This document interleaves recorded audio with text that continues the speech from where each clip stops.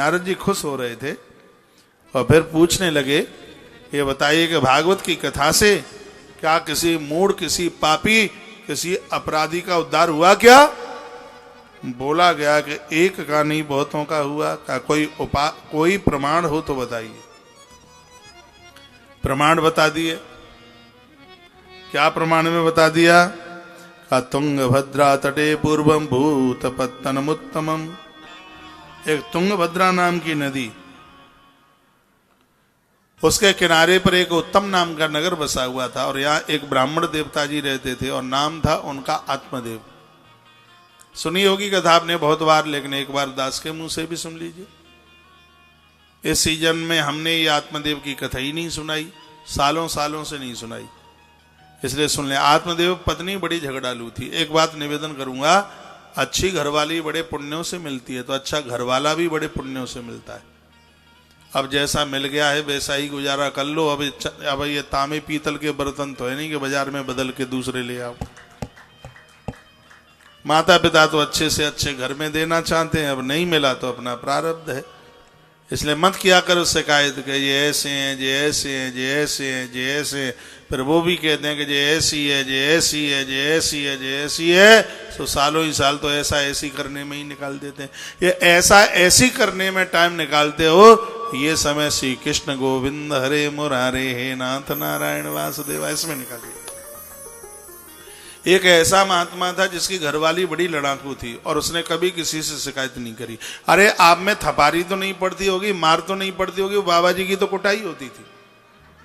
हाँ, एक ऐसा साधु, नाम सुना होगा आपने, एक नाथ जी महाराज, बड़े परिपक्व महात्मा है, बड़े तपस्वी महात्मा है, लेकिन घरवाली तो महाराज बड़ी झगड़ालू है।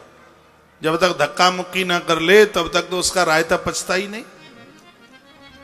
महात्मा जी एक दिन कहीं जा रहे थे, लोग उनको कुछ दे देते तो वो तो बांट देते, वो तो संग्रह करते नहीं कभी। तो हुआ ये कि लोगों ने गठरा दे दिया, उसका किसका दे दिया, गन्ने का। तो रास्ते में बांटते बांटते बांटते बांटते आए। घरवाली घरवाले में लड़ाई हो तो पड़ोसियों को बड़ा आनंद आता है।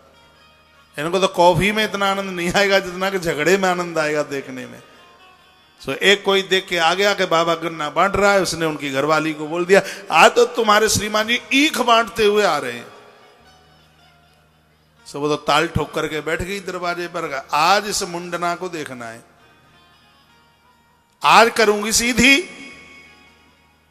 वो भी देवी उधर की रही होगी, कहीं पुख्ता जटवारेगी उधर की, खैर साइड की, अलीगढ़ के आगे ना खैर। अरे बड़ी मजबूत माता है वहां, वो बहुत अच्छी है। उधर खैर है ना, किधर इधर है कि इधर है, इधर ही कहीं है।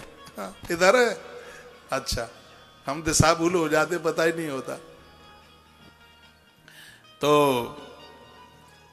आज बताती हूं, बड़े बड़े हाथ कनपटी पे पर जाए तो वहीं पांचू छप जाए कनपटी पे।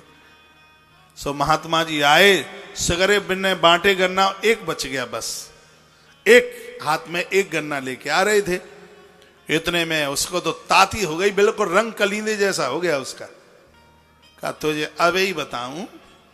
सो आया बाबा जैसे ही, तो उसने वो गन्ना छीन करके और पीठ के ऊपर इतनी जोर से बजाया कि गन्ने के 4 टुकड़े हो गए। बाबा की आंख में एक भी आंसू नहीं निकला। बाबा के चेहरे पर मुस्कुराहट। और बाबा क्या बोले? बाबा बोले, बाहा मेरे भगवान तेरी क्या लीला है। पूरे रास्ते पर सोचता आ रहा था कि गन्ना एक है, घर में खाने वाले 4 हैं, कैसे दूंगा, मुझे बांटने की जरूरत ही नहीं पड़ी, तूने खूब न्याय कर दिया। साधुओं का तो जीवन बड़ा अद्भुत जीवन है, उनकी तो बड़ी अद्भुत जिंदगी है।